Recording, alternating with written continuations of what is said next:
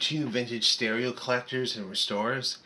This is part 2 of the Heathkit AA32 that I was talking about last week. And you know, sometimes, much as I love these Heathkits, and it's a love that goes back decades, before my love of cars, back when I was a teenager, find these things, it was a way to get a good stereo for almost nothing. But these have a real, I would say, almost a cult following now. They were great design. They sounded great when they're restored or brand new. And they're really worth restoring. They have a neat look. Not high powered, like we're talking 8 to 10 watts per channel. But let's talk about where I am at with the restoration right now.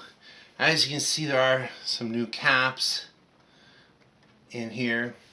Basically, where I started is I plugged it in, gave it a listen, put a signal into it, and I noticed that the left channel was about a tenth as loud as the right channel. Both channels garbled with AC ripple because the filter can was done. And believe me, there's nothing you can do to bring them back. Let me just say this. People say, well, you can reform a cap. You're talking about a unit here made somewhere between 1964 and 1970. Okay? And the reason I can say this is I took the filter can out, opened it up, and what was in there was completely dried up. There was nothing left of it but shriveled up paper, borax, tar, and foil. That cap is never coming back. So I basically put 4 MEIC 350 volt 47 microfarad caps in there, built a little network so everything's grounded properly. So got that back in there. All the dropping resistors are now metal film, and they were way out in value. But let's just show you some of the parts that I replaced. Obviously caps. These two cardboard covered caps, believe it or not, I checked these on the tester, they're still at 30 microfarad. Here's where there was an issue. These are on the cathodes of the tubes, and it's a 25 volt DC 50 microfarad cap. Every one of these was open. No capacitance left, completely dried out. So obviously that's not doing its job. And kind of a funny repair here. One of the cathode resistors on the output stage was a 150 ohm replacement. That's not the original. The other had a 350 ohm. I've replaced them, although they only spec for 2 watt 150 ohm, I put in 5 watt because whatever reason these run hot all the time. They're run at the max and they basically drift off value. And then let's talk about these.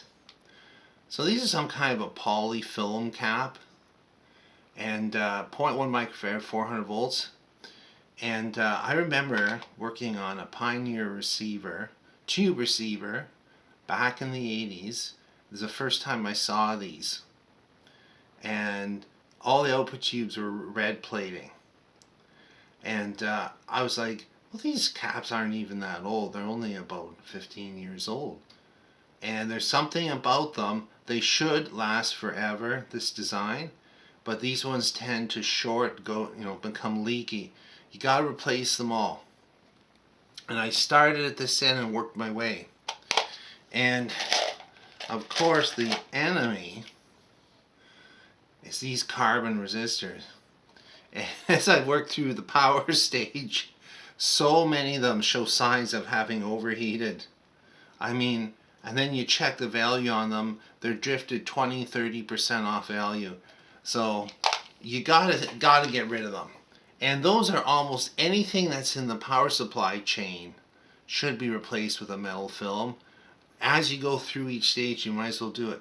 Now, interesting, in the signal stages, I've left some in. Some of these are, within 5%.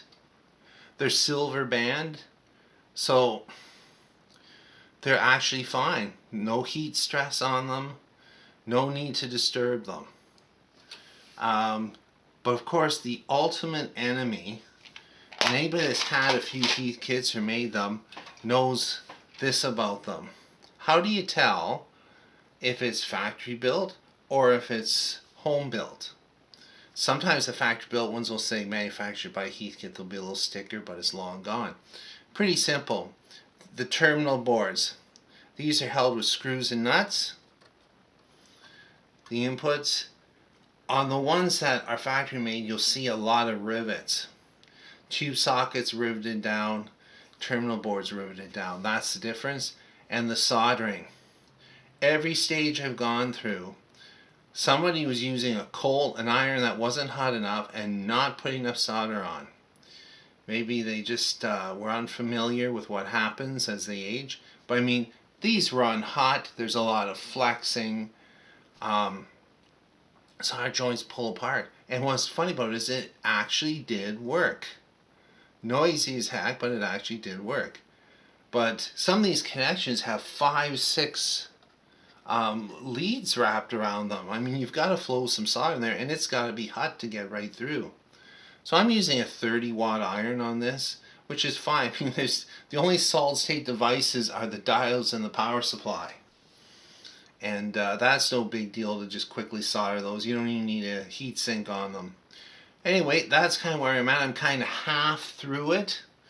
And, you know, it would be nice if you could just throw in what's broken and hope that it works. But when we're now 60 years out, and, you know, they've had heat, they've had, you know, dampness, whatever kind of aging, you've really got to get down and test each stage, test all the resistors, get rid of all the caps.